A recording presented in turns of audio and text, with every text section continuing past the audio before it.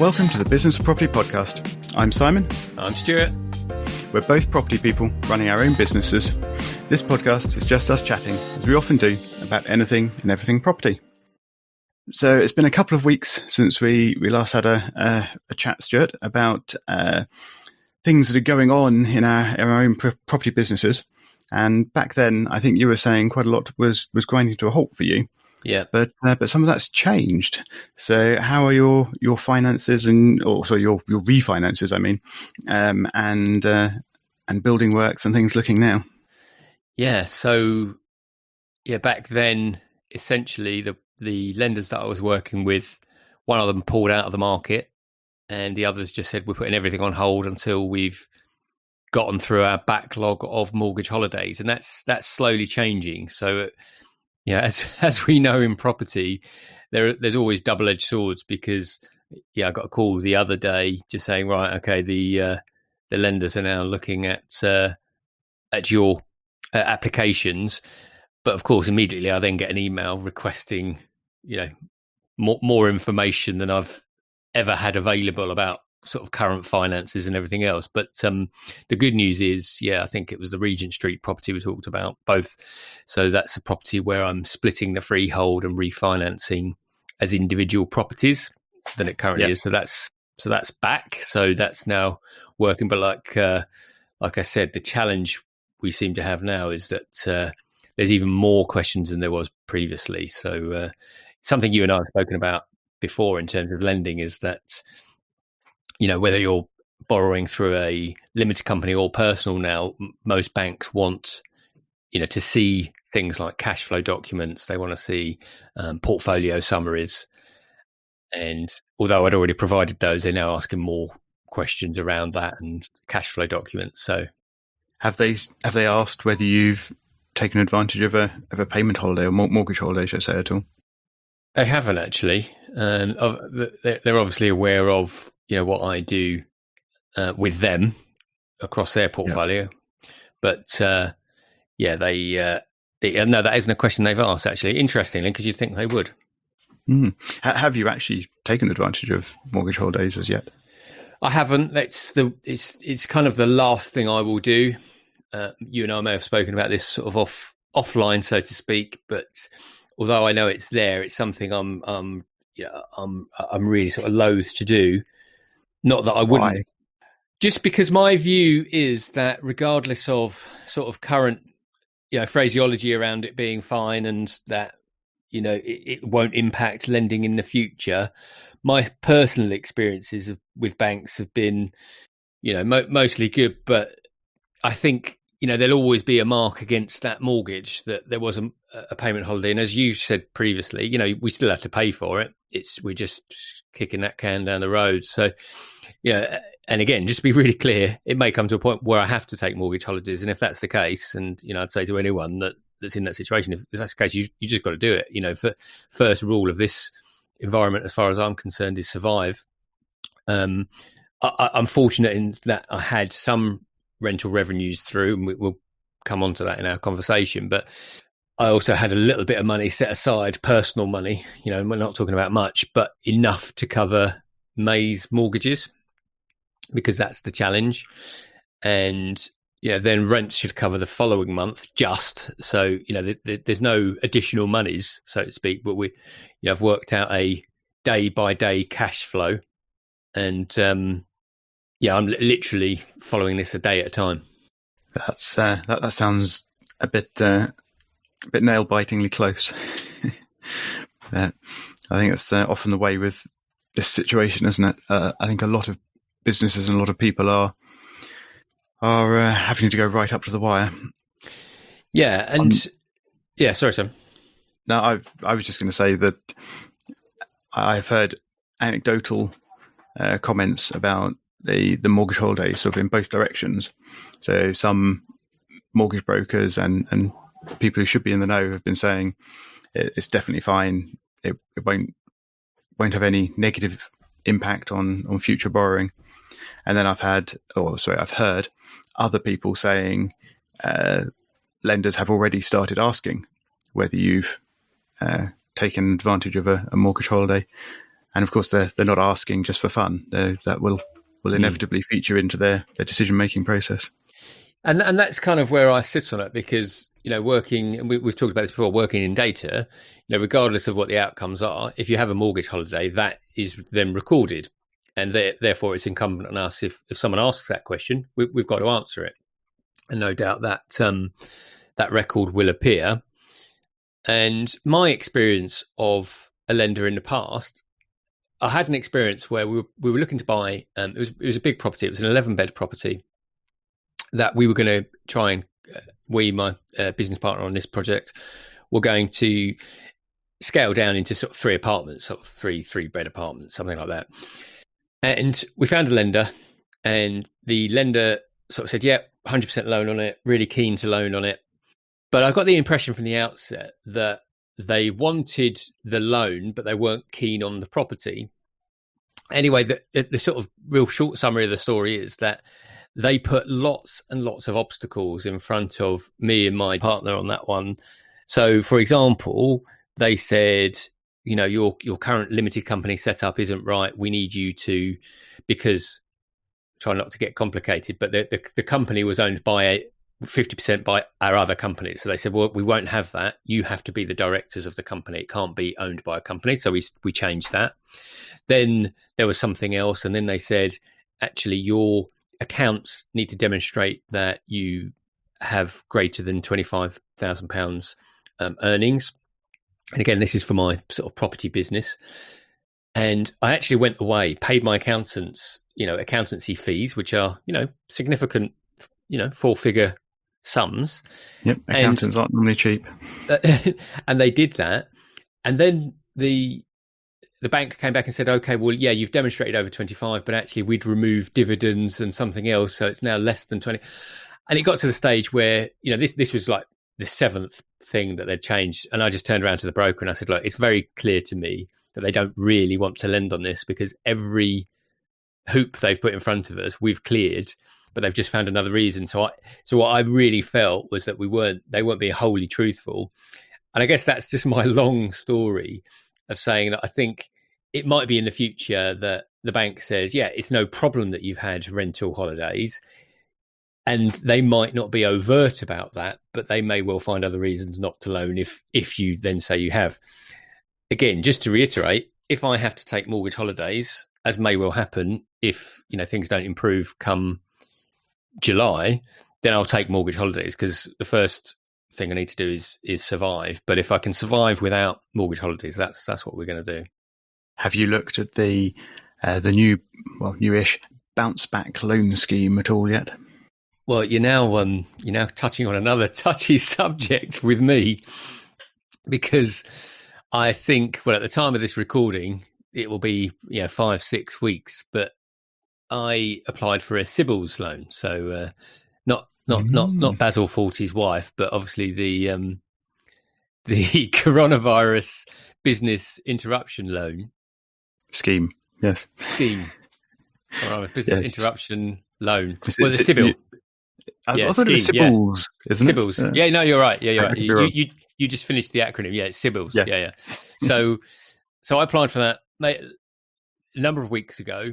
Didn't hear anything for 2 weeks. I obviously sent an email. You try calling a bank these days, especially for a business account, and good luck. I mean, my phone provider no longer lets me phone 0345 or 085 numbers. I've spent so long on hold to these companies, and that's actually the truth.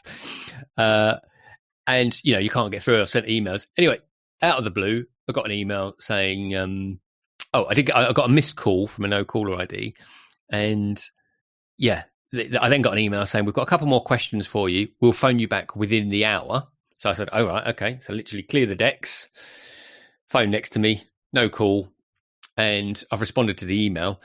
Anyway, since that email saying that they're calling back in an hour, a few weeks have elapsed, and I've sent a couple of emails and no response, and it's a bit frustrating. So to answer your question, I haven't. I mean, the bounce back loan sounds great. I mean, my view was that I was going to get the CBILS, and just use a proportion of it where necessary. So given that it's 0% for a year, it made sense to me to have that available if we get through the criteria. But as of this recording, I have no idea what status we're at, and therefore couldn't apply for a bounce back while I'm waiting for that. I wouldn't have thought. I don't know, because there are options to convert CBILS into bounce back. I don't know how that process works or sort of the order of attack on that, but I know there are some options around it. Yeah. The restriction, I thought, on CBILS was that at least 50% of the company's income had to be trading income. So would I be right in guessing this is your consultancy company you're looking at for this, rather than an SPV for property? Yeah, so my limited company is for my properties and for all the rental income, as opposed to just an SPV for a single property. So my company, the limited company, owns a number of properties and has the turnover for those rentals coming through that property. Okay, but you have my understanding is that rental income is not considered trading income. So presumably you have other income coming through that company as well, that's not just rents. Depends who's listening, but although perhaps that'll be one of the points when your bank talks to you about CBILS, they'll say you don't qualify. but because that's something that people are talking about, and I'm a little dubious about this, but the bounce back loan scheme apparently says 50% trading income or commercial activity, and apparently property rents can be considered commercial activity, even though they're not trading income. So lots and lots of landlords and property companies have been jumping on the bounce back loans as something that they are allowed, compared to CBILS, which they generally weren't allowed. How correct this is, I think, is yet to be shown, considering the bounce back loan scheme is entirely self-certified. So all you do is read through the terms and say, yeah, that's me, and they give you the money. Yeah. Which sounds good and scary. So I don't know. Maybe you'll have more potential success with a bounce back loan if your CBILS one ends up asking awkward questions. Yeah, well, I mean, they've asked some questions, I've answered them. My view is that I'll just see where we get to in the next couple of weeks. If they continue to be non-responsive, which is what's happening at the moment, then I will pull the trigger on a bounce back loan, as and when it feels necessary. I mean, we spoke about this previously. I think for me, the really positive thing to come out of this is that I now have crystal clear clarity on what's coming out of the business every single day. So I can now just look at my sheet, and I'll know that.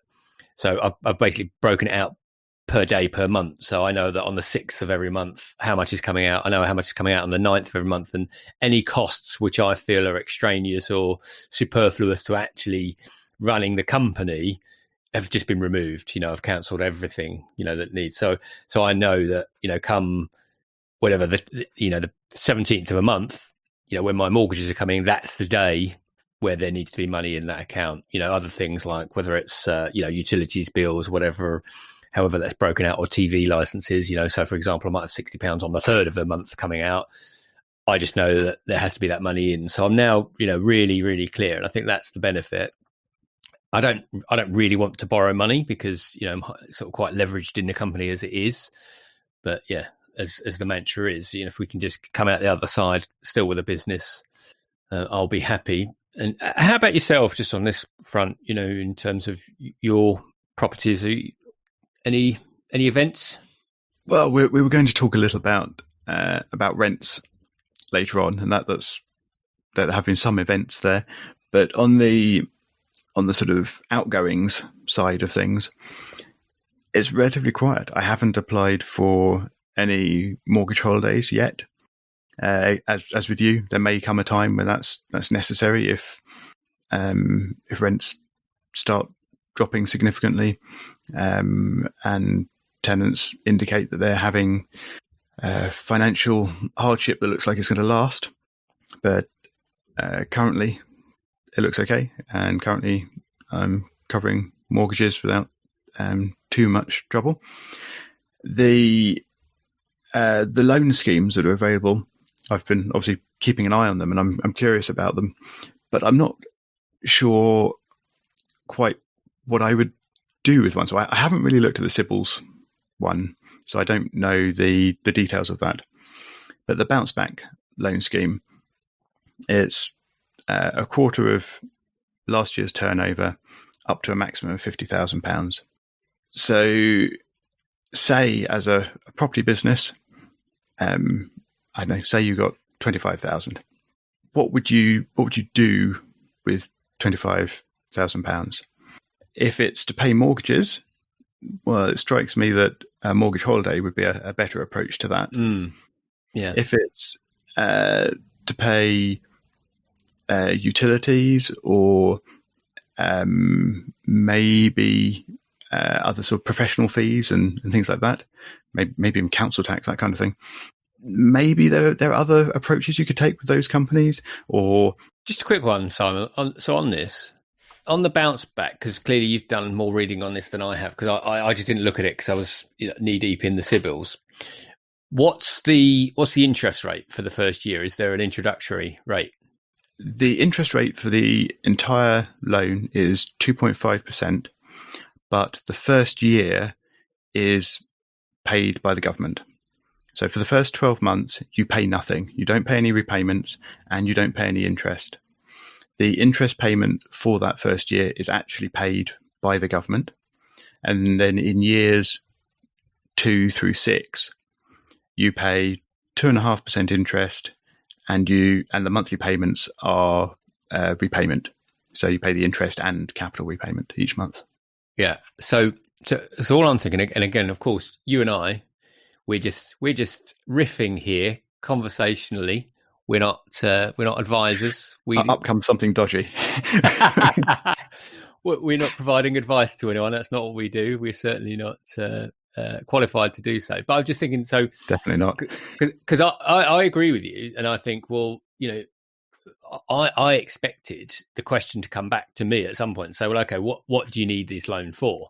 And if it's predominantly mortgages, then they're likely to say, well, we're not going to do that. You get a mortgage holiday. However, if you were able to get the loan, just on your point, if the first 12 months is free, financially, couldn't that make more financial sense than a mortgage holiday, where all you're doing is adding those mortgages to a loan, which you are paying at a percentage rate? So if you're getting 0%. Yeah, I guess it could.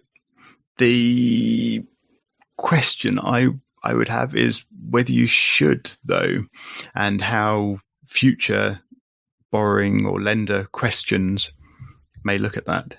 So they definitely, when you apply for a mortgage, they will always say, where is your deposit coming from? And if you say, I borrowed it from bounce back loans. No, I'm not talking about deposit. Not going to be very happy. No, I know. I'm just using this as an example. So they are going to look at that, and similarly, they are almost certainly going to look at other debts in your company or yourself when you take out future lending, and they'll say, do you have any other lending? And you'll say, yes, I've got a bounce back loan scheme. And the next question I suspect will be, why? What did you use the money for? And if you then turn around and say, oh, I paid my mortgages with it, would that be taken negatively? And I don't know. Well, again, this is each man and woman to himself, but depending on the value, if it's whatever the value is, but if it's lower value and you've got a portfolio, then typically, if you've borrowed 10 to 20k, that's invariably going to go into maintenance, repairs, lots of other stuff as well as. Yeah. That's all I'm saying. Yeah, yeah. I mean, fair point. And certainly things like maintenance could be a very good reason for needing a bounce back loan. If you don't have rent coming in, don't have the buffer of being able to sustain needing a new boiler or whatever else may go wrong in properties, a new roof, that's another common one. Having a chunk of money available to cover that would be good. And this is one of the things I've thought about, particularly with the loan scheme. While I don't have a particular need or use for it right now, in 6 months' time, these loans probably won't be available. The economy probably won't be doing brilliantly. My rents might be down. And if I've eroded my buffer already due to lower rents and still paying mortgages and things, and then a roof needs replacing significantly, maybe having that money sat in the bank would actually be useful. And with the bounce back loan scheme, because it's completely free for 12 months, if you didn't need it after 12 months, you could just pay it back, in theory. So it's kind of tempting, but at the same time, I don't know, it just worries me slightly. In your decision to apply for CBILS, was that short-term survival or longer-term sort of planning and creating a buffer for yourself? Yeah, well, it's basically exactly what you were just talking about. Was I thought if we can apply for it now, why don't we?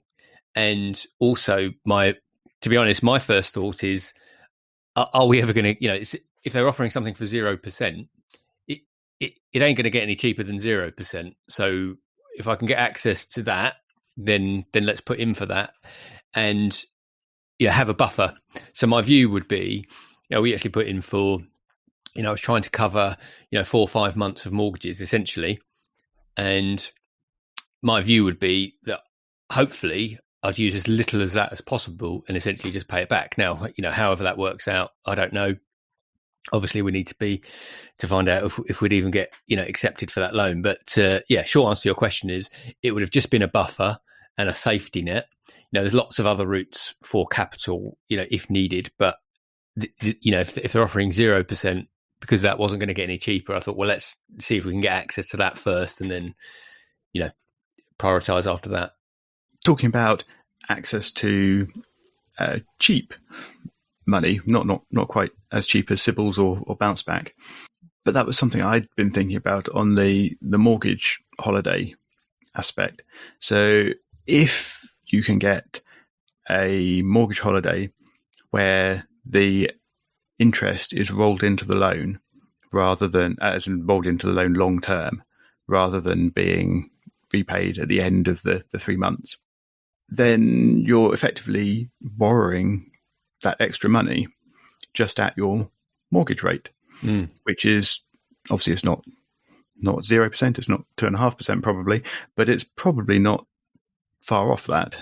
So that's still fairly cheap money. And I had wondered whether that could actually be, certainly in larger portfolios, an approach to end up with a little more money available, cash available. Yeah, I think, coming back on this point, for me, my point of view on that is, it all depends. If I have 2 properties, and that's an option that will save me quite a few money for 3 months and put me in a really good place, then I'd definitely consider it. For me, having several properties, doing that and knowing that I want to grow the business further in the next sort of 12 to 18 months, my concern, again, is all the things that we've spoken about before. But I agree with you. Yeah, it could be cheap money. And again, it's too early in the day for my brain. But I'm still thinking, well, okay, even if I had 6 months worth of mortgage, or 3 months worth of mortgages to the back end of the loan, even if the term that we are fixed into that loan is 3 years, we then have to think, well, okay, that's been added to the gross loan amount, and the annual percentage is taken from that with the added non-paid monthly mortgage. Does that make sense? She'd be paying greater per month because of that. And I agree. I do agree with you, by the way, but that's all I'm thinking about as well. To be honest, for me, if I thought that was an option where there'd be no repercussions and it would be really simple for me to carry on borrowing as I do in the future, yeah, it would be an easy one. But I think it's the combination of things that make me reticent to do it. But again, we'll clearly do it if needed. Exactly. It's that risk factor, isn't it? You don't quite know how it's going to be looked at in the future. And the last thing you want is to long-term harm your borrowing potential. Yeah. Particularly as I do a lot of refinancing, and the other, the thing that you mentioned, when about loans, well, I am also I've also quoted on, redeveloping one of my properties to an even higher standard than it currently is, and actually making it more design led. So, we'll need funding for that, and that funding will go on that, and then eventually I'd want to refinance that property because hopefully it'll be much better. So would the refinancing be as straightforward with a company when you've had a 3-month break within the last year, for example?